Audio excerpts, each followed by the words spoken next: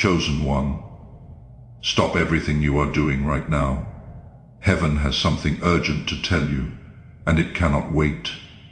Not because God operates in panic, but because what was done to you, one of your most exhausted and depleted moments, has been sitting without a name for too long. You were the one who showed up. You were the one who stayed. You were the one who absorbed the calls, managed the needs, navigated the complications, and kept the family functioning when no one else was willing to function in the hard and unglamorous and daily way that actual care requires. You were not doing it for recognition. You were doing it because you loved the person who needed care, and because someone had to. And that someone was always going to be you, because the other people in your family had decided, some consciously, some simply through the cultivation of unavailability, that the someone would not be them. And then you reached your limit. Not dramatically, not in a moment of announced collapse. You reached the slow, accumulated, inevitable limit of what one person can sustain alone over an extended period of time. And you said something, a careful, honest, necessary something, about what you could no longer keep doing without support. And your aunt, the one who had contributed almost nothing to the work that you were exhausted from, found her voice for the first time. The voice she had not used to help you, the voice she had not used to check in, to show up, to offer anything that would have reduced the weight even slightly. She used that voice to judge you. She said things like, "I just think they are giving up on the family," or "After all this time, this is really disappointing," or the one she said privately to family members who would repeat it back to you. "I have always worried about whether they had the right temperament for this kind of responsibility." She did not acknowledge the years of your faithfulness. She did not mention her own absence. She simply turned the family's attention toward your limit and away from the context that made your limit inevitable. And the family members she spoke to, who had been watching the visible moments, had no framework for understanding what she was doing. They only had her framing. You told yourself you should not be surprised. You told yourself that people who are not present for the work rarely understand the cost of the work. You told yourself that your aunt's judgment said more about her than it did about you. But, chosen one, even when you knew those things intellectually, even when you could explain her behavior clearly in your mind, the judgment still landed, because it landed in a place that was already tender from the years of carrying, because it landed in the specific vulnerability of someone who had given everything, and was being told that the giving was not enough, was not right, was not what a reliable person would have done. And the landing left a mark, and heaven is addressing that mark today. Heaven saw every year you carried what she would not carry.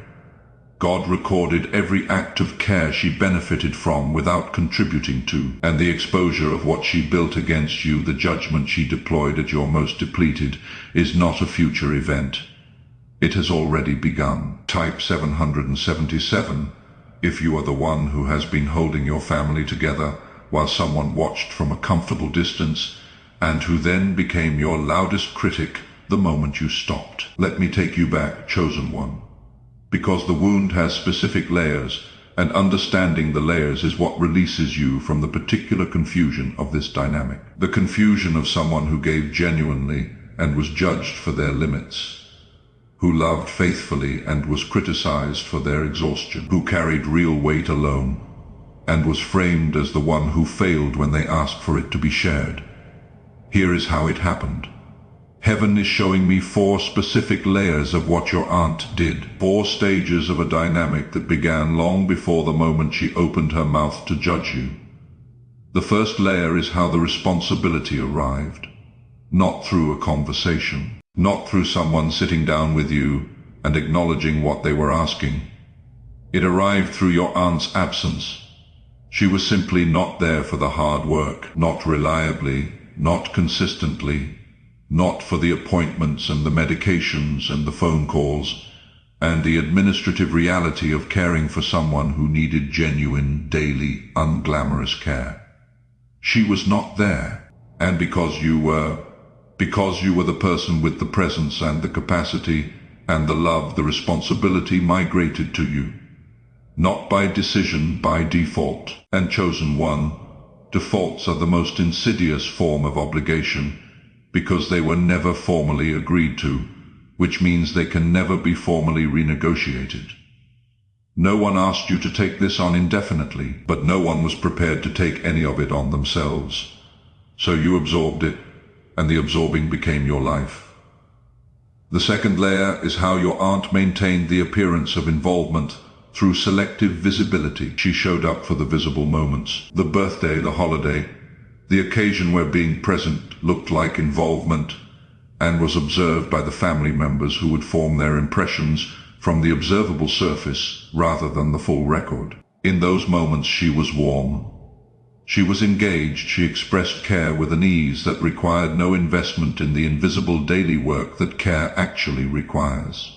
And the family, watching those moments, concluded that the care was shared, that both of you were contributing, that the burden was distributed, but the family was not tracking the 330 unglamorous days between the visible moments.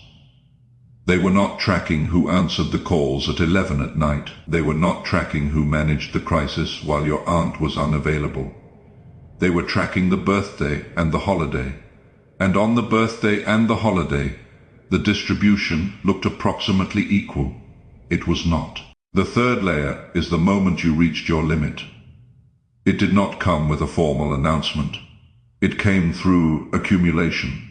Through one too many nights when the weight was entirely yours. Through one too many moments when you reached for support from the family that was supposed to share the load, and found it unavailable in the specific, practical form you needed. And then you said something. Maybe you said you needed help and named specifically what form that help needed to take. Maybe you set a limit on what you could continue providing without a genuine sharing of the responsibility. Maybe you simply told the truth about how tired you were and asked for something to change. It was not dramatic. It was honest. It was the most reasonable thing a person in your position could have said. And it was the moment your aunt chose to speak. The fourth layer is what your aunt did with your limit. She had been silent for years, not contributing, not helping, not showing up for the work. But the moment you established a boundary around your capacity, she found her voice.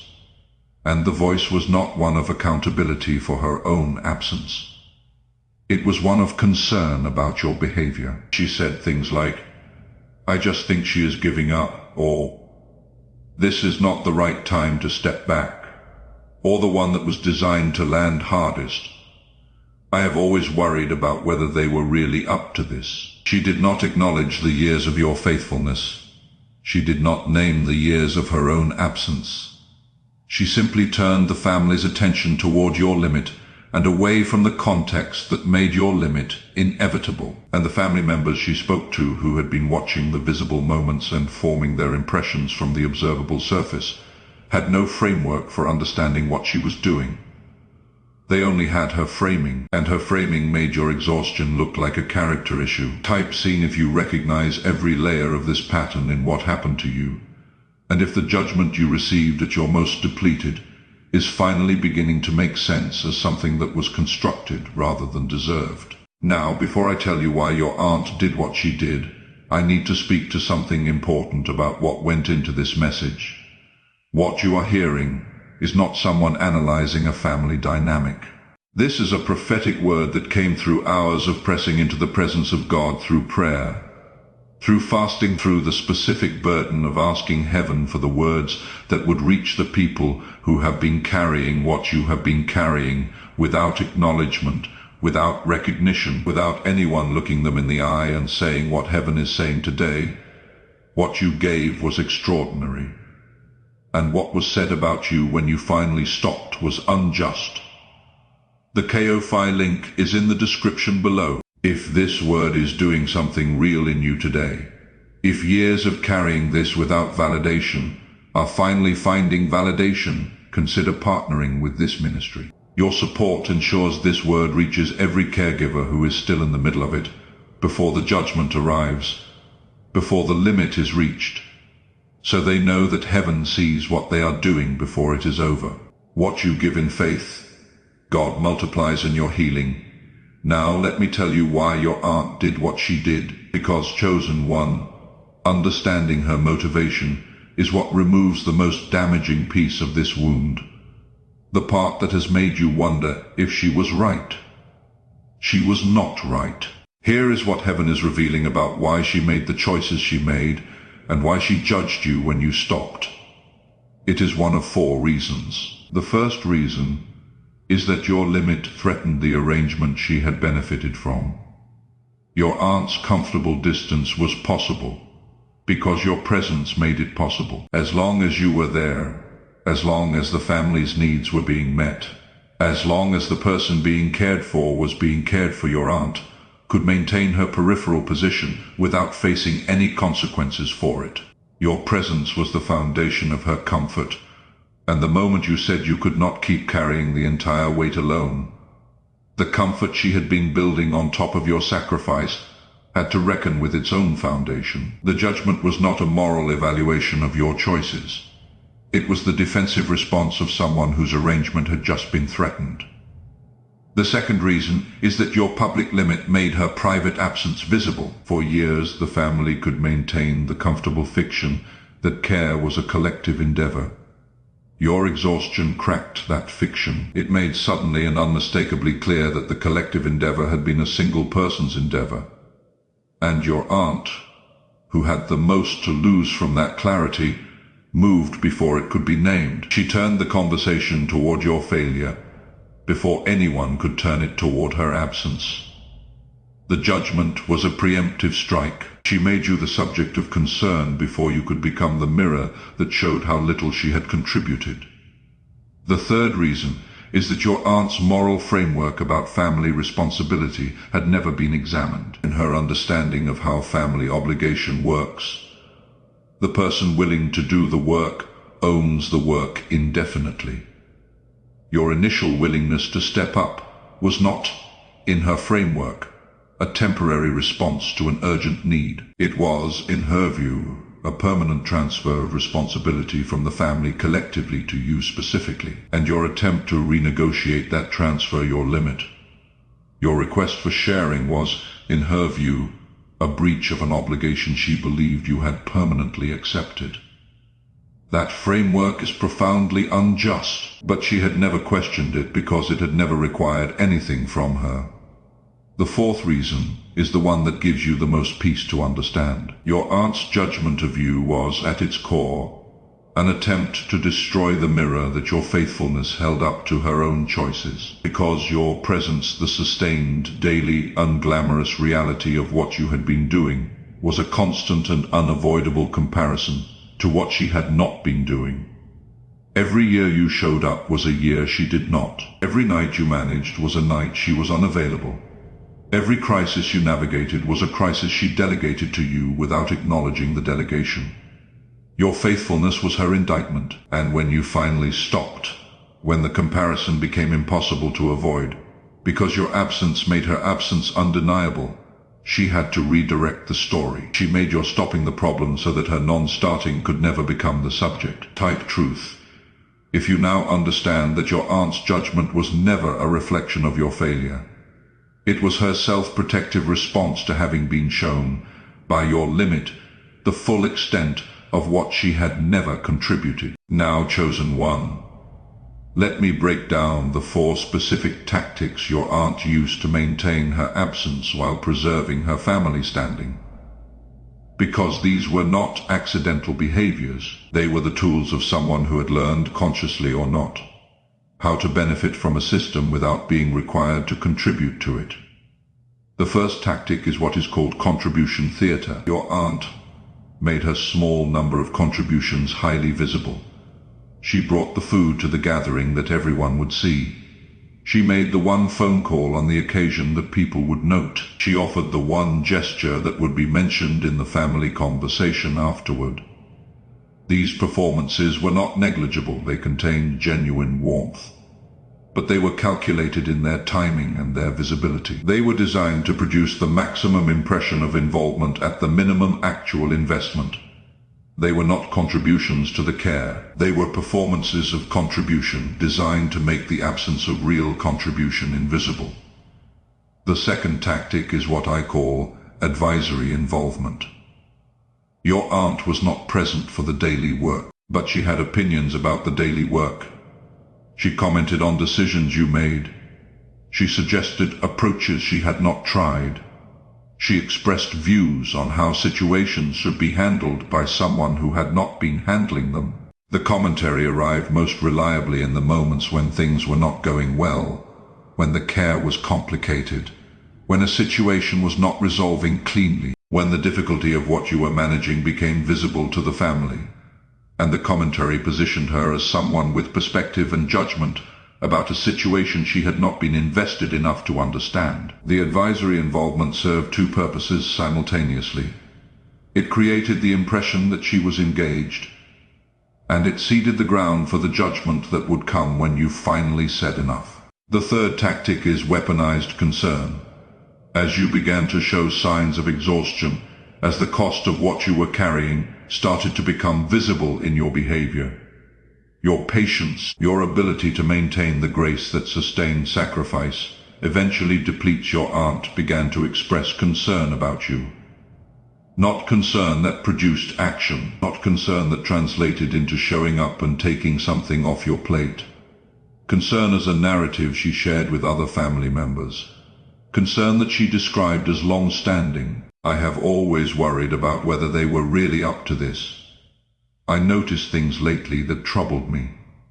She was installing a story about your reliability in the minds of the people who would receive her judgment of you. She was building the frame before the picture arrived, and by the time you reached your limit and named it, the frame was already in place. Your exhaustion was received through the lens of concern she had created, and the lens made your limit look like confirmation of a weakness rather than evidence of an injustice. The fourth tactic is what I call retroactive accountability inversion. After you established your limit, after you said enough, your aunt reframed the history of the situation to make your contribution look like a personal choice that implied no obligation on anyone else and that you were now arbitrarily withdrawing. She said things like, nobody forced them to do all of that. Or, if they were struggling, they should have said something sooner. Or, we would have helped if they had just asked. These statements required the family to ignore the years of absence that made asking functionally impossible. The ways in which the arrangement had become so normalized that formal asking felt like an indictment rather than a request. But the statements were not designed to be accurate. They were designed to be absorbing, to take the family's attention and give it somewhere to go that was not toward the question of her own absence. Type calculated. If you now understand that what your aunt did was not a response to your failure, it was a sophisticated system of self-protection that had been running for years and that activated its final mechanism the moment you threatened its structure. Now, before I show you exactly what happened to your family relationships because of your aunt's judgment, I need to speak to those of you who are carrying a specific kind of shame about this situation. The shame of someone who fears that naming the injustice of what your aunt did makes you ungrateful or bitter or unable to recognize the good things your family gave you alongside the hard things. Chosen one, naming an injustice is not ingratitude. Naming what your aunt did is not an attack on your family. It is an honest accounting of what happened to a specific person, you in a specific set of circumstances, years of carrying what was not yours to carry alone, and what was said about that person when they finally said enough. That accounting does not diminish what was good. It simply refuses to let the good be used as a reason to dismiss the wrong. Heaven is not asking you to hate your aunt. Heaven is asking you to see what she did clearly, and clarity, chosen one, is not bitterness. It is the beginning of genuine healing. The Ko-Fi link is in the description and pinned in the comments. If this word is doing something real in you, if you are receiving permission today for the first time to acknowledge that what was done to you was unjust, consider sowing into this ministry. Your support reaches every person still carrying this weight without language for what it is. What you give in faith, God multiplies in your freedom, in the months and years after you established your limit. The family members who heard her concern without the context of the full record began to treat you with a slightly different quality of regard. Not hostile, watchful. There was a specific quality of being assessed rather than simply received, of being someone whose choices were being evaluated rather than someone whose faithfulness was simply known. You felt it in the way questions were asked, in the slight hesitation before warmth was extended, in the sense that something about your standing in the family had been made provisional. You tried to recover it through explanation, through continued presence, through demonstrating by your behavior that the judgment your aunt had delivered was not accurate. But chosen one, you cannot explain yourself out of a frame that was installed in people's minds before you could speak. And the exhaustion of trying, of performing your reliability under the weight of your aunt's installed doubt was its own additional cost on top of the years of carrying the care itself. You also internalized part of what she said, because she spoke with the authority of a family member who appeared, from the outside, to have perspective. And even though you knew, in the private accounting of your own experience, that her perspective was constructed rather than earned, some part of you absorbed the judgment, wondered, in the middle of the night, if maybe you were not as reliable as you had believed yourself to be, if maybe the limit you reached was a flaw rather than an inevitability, if maybe a better person would have found a way to keep going. Chosen one, that self-doubt was installed. It was not true, but it cost you, and heaven is reclaiming that cost today. Chosen one, you lost so much in this dynamic. You lost years of your own life to a function that should have been shared. You lost the health and the energy and the specific opportunities that belong to a person who is not carrying more than their share. You lost the family relationships that should have been enriched by the shared experience of caring for someone together. The intimacy that comes from carrying something hard alongside other people. You did not get that intimacy because the other people were not carrying it with you. And when the caring was over, you lost the recognition that should have been yours. Instead of being seen for what you gave, you were questioned for your limits. Instead of being honored for your faithfulness, you were judged for your exhaustion. And that specific reversal, receiving judgment where you deserved honor, is the wound that heaven is reaching directly today.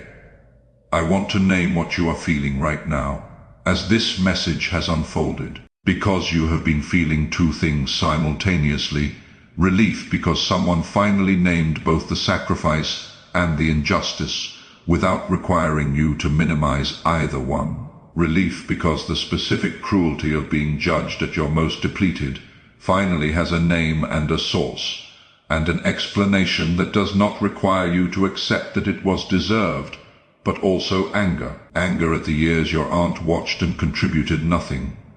Anger at the judgment she delivered in your most vulnerable moment. Anger at the family members who received her concern without the context that would have made it impossible to accept. Anger at yourself sometimes for the moments you absorbed her framing and wondered if maybe she was right. Chosen one, all of that anger is valid. Not one piece of it is excessive. It is the accurate emotional response to a real and specific wrong. Feel it.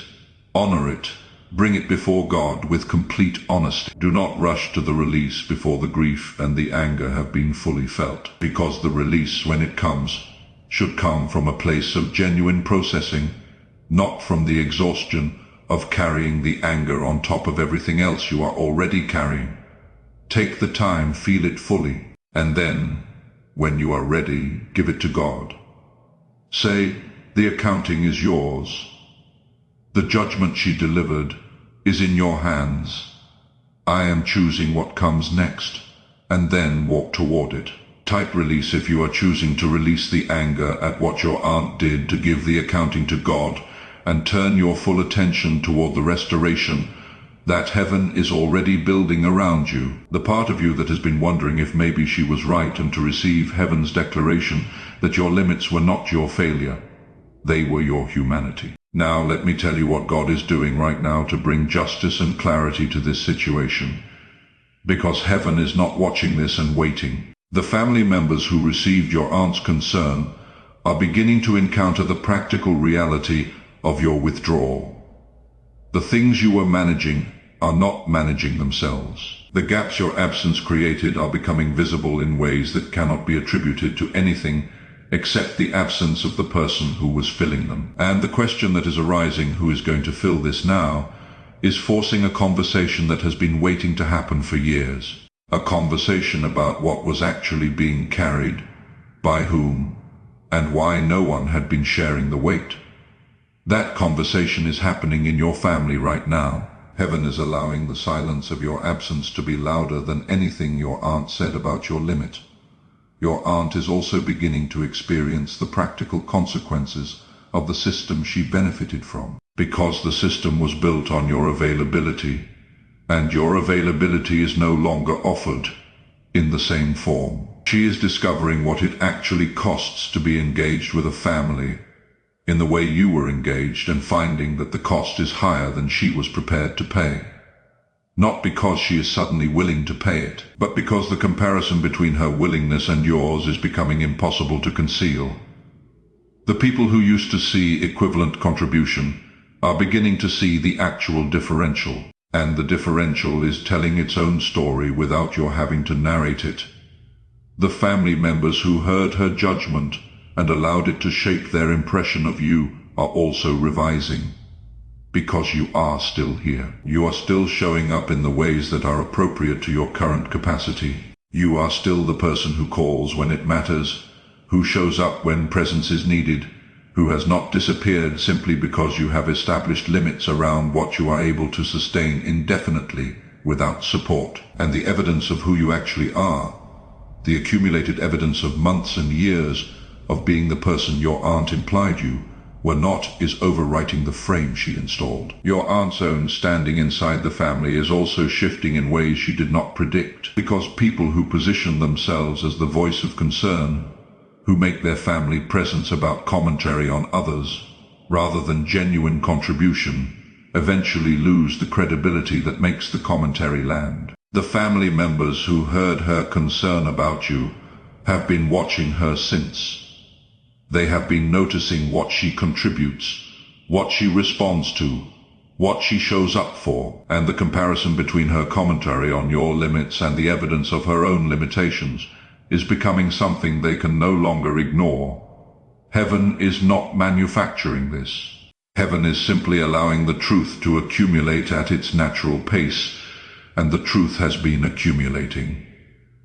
Type restoration if you believe God is already correcting the record in the family's understanding of what happened in the relationships that were affected by your aunt's judgment, and in the truth of what you gave and what it cost. Now, before I tell you what is coming for you, I need to speak one more time about this ministry and what sustains it.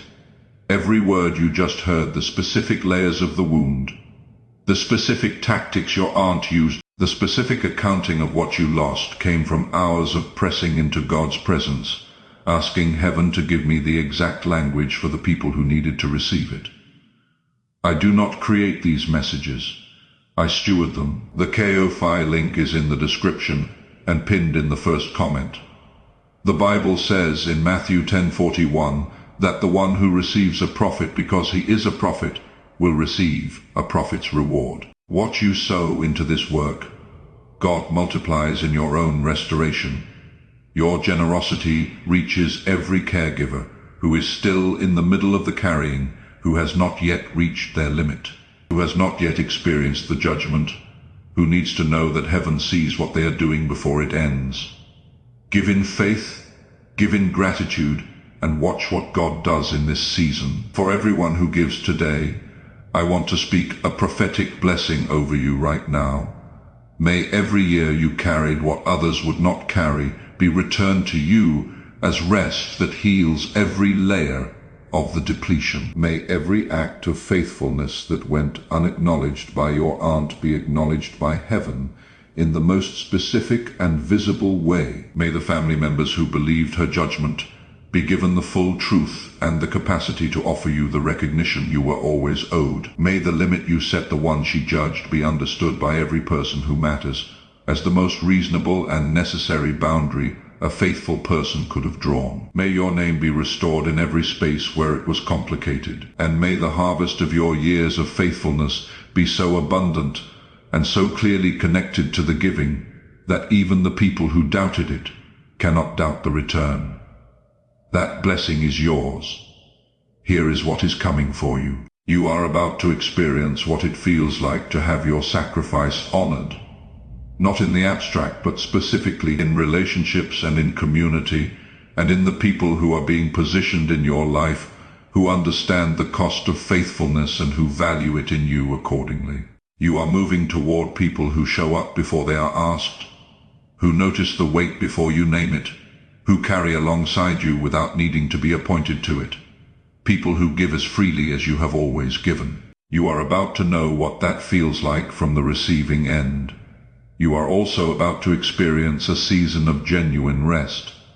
Not the performance of rest, not the brief pause before the next obligation. The genuine, restorative, deep rest of someone who is no longer carrying more than their share.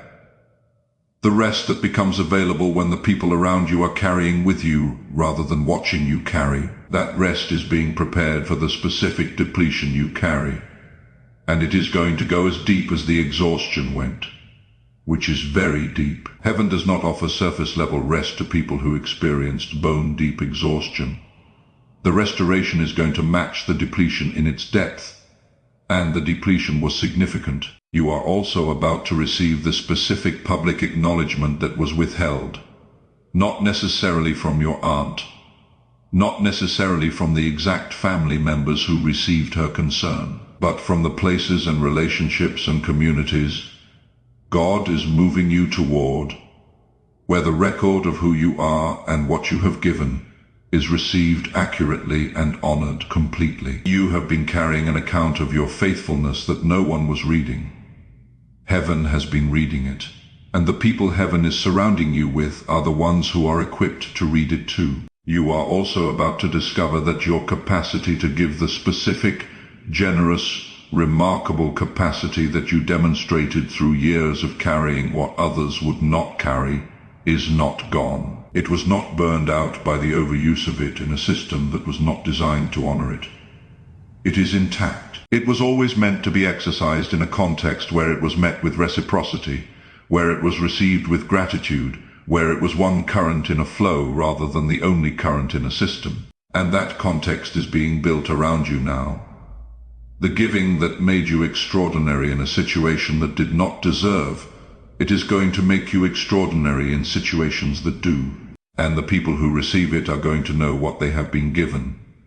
Type harvest if you receive the truth that what you gave for years faithfully, invisibly, without the recognition it deserved, is about to be returned to you in full, in every form, in a season of abundance that is as specific and detailed as the sacrifice that preceded it. What this season requires of you is the willingness to let go of the need for your aunt's acknowledgement before you step into the restoration. Because some of you are waiting for her to say, I was not there. I benefited from your sacrifice, and I was wrong to judge you when you finally said enough and chosen one. That acknowledgement may come. Something in the family dynamic is creating conditions for it to become possible, but your healing cannot wait for it. Your restoration is not on hold pending her confession. Heaven has already issued the accounting. The record has already been corrected in the places that matter. And the life that is waiting for you on the other side of the sacrifice, the full, rested, honored, reciprocal life, does not require your aunt's participation in order to begin. It requires only that you stop waiting for her permission. The permission has already been given by the one whose permission is the only one that ever mattered. Protecting your peace also means releasing the mental accounting you have been maintaining. The specific, detailed, private account of every year she was absent, and every year you were present. The accounting is real. The numbers are accurate. But carrying the account yourself, running it internally, updating it, Holding it is costing you energy that belongs to your future. Give the account to God. Say, you have the record, I am releasing it to you, and then close the book. Not because the accounting is not real, but because you have carried it long enough. Heaven will handle the remainder. Type peace if you are choosing to release the need for your aunt to acknowledge what she did before you step fully into the season of rest and restoration and honored faithfulness that heaven is already releasing into your life. What this season requires of you is the willingness to receive, because chosen one, you are someone who is extraordinary at giving and genuinely uncomfortable with receiving. Every time someone offers you help, every time someone steps in without being asked, something in you is going to want to decline it, to insist you can manage, to not want to be a burden. That instinct is the scar. It is what years of being the only one who carried anything left in the deepest part of your understanding of how relationships work. And it needs to be healed by the very thing you are afraid of receiving, by saying yes when someone offers, by letting people give what they are giving, by trusting that the people God has placed in your life are not calculating the cost of showing up for you. They are showing up because they love you, and because showing up for you is not a burden. It is a choice they make freely, the way you have always made the choice freely for everyone else. Chosen one, let me speak directly about what you were not wrong about, because one of the deepest consequences of what your aunt did was to plant a question inside your most private moments, the question of whether maybe she was right, whether the limit you reached was a character flaw rather than an inevitability, whether a better person, a more committed person, a person whose love was truly unconditional, would have found a way to keep going. Those questions were installed by her judgment. They were not generated by the truth, and heaven is answering them directly today. Your instinct that the distribution of responsibility in your family was not equitable was accurate. You were not the only person in this family capable of contributing. You were simply the only person who consistently chose to. Your feeling that your aunt was benefiting from your sacrifice without contributing to it was correct, not as a grudge you were holding, but as an accurate observation of the arrangement operating around you for years. Your sense that when you finally said enough, the judgment you received was disproportionate and unjust given the years of faithfulness that preceded it was right. A person who had not been there for any of the work had no standing to speak into the moment when the person who had been there for all of it finally asked for the work to be shared. Your pain at being questioned for your limits by the one person who had never tested her own was legitimate. Every piece of it. Heaven is confirming it today so you can finally set down the weight of the question mark your aunt installed. You were not unreliable. You were not the wrong person for this. You were not lacking the temperament for care or the commitment to the family that was needed. You were the only one who showed what those things actually look like in practice, and what they look like. The daily, unglamorous, non-visible reality of genuine care is nothing like what your aunt implied. It is everything she failed to provide, and you provided it for years, without credit, without support. Heaven tracked it, and the record belongs to you. Type confirmed if you receive heaven's declaration that your faithfulness was real, your limit was reasonable, your worth was never contingent on your capacity to carry indefinitely, and the judgment your aunt delivered was never about the truth of who you are. Scripture says in Galatians 6-9, "Let us not grow weary of doing good, for in due season we will reap a harvest if we do not give up." Chosen one, you did not give up. You reached the limit of what one person can carry alone, which is not the same thing. And the harvest for years of faithful, unglamorous, daily, uncelebrated, giving the harvest that your aunt tried to prevent by making your limit look like failure, is in season right now for you. Not in the future. Not after the apology. Not after the family finally acknowledges what you carried. Now, your vindication is not coming. It is here. The record that heaven has been keeping is being read. The faithfulness that was invisible inside your family's comfortable narrative of shared responsibility is being made visible in every relationship and community where the truth is what governs. And your aunt, who judged your limit, is beginning to face the specific consequence of having used the wrong moment to speak, the moment when the full accounting of her absence is more available than it has ever been. Heaven is not rushing that consequence, but it is not preventing it either. I want to speak a prophetic blessing over you before you go. May every year of faithful, invisible, unglamorous care be returned to you with interest. May every midnight call you answered be answered for you in your own midnight seasons by the people God is surrounding you with. May the person or people you cared for know, in whatever way is available to them, the full measure of what you gave. May your aunt's judgment fall away from every relationship it touched and be replaced with the truth of what you were actually doing during all the years she was watching from a distance. May the rest you have earned, the deep, restorative, earned rest of someone who gave everything, arrive in this season. And may the harvest be so abundantly, visibly, unmistakably connected to the faithfulness that even the people who doubted your limits cannot doubt the return. That harvest is yours. Chosen one, last thing before you go. Your aunt is not the author of your story.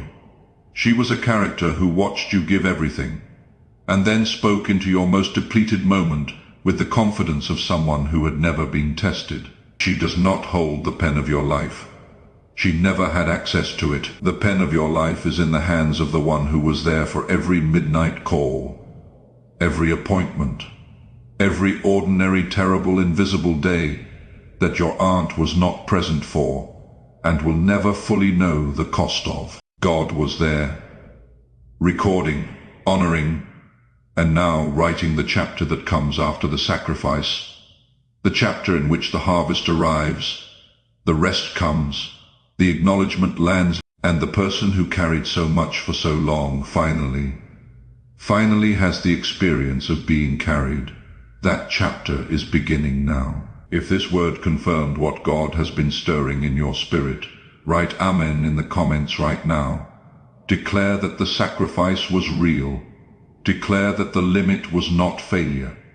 Declare that the harvest is coming. Share this with someone who is currently in the middle of carrying their family alone, who has not yet reached their limit but can feel it approaching. They need to know that heaven sees what they are doing before the judgment arrives. Subscribe. Heaven has a specific and tender word for everyone who has been faithfully carrying what others would not carry. And this is only the beginning.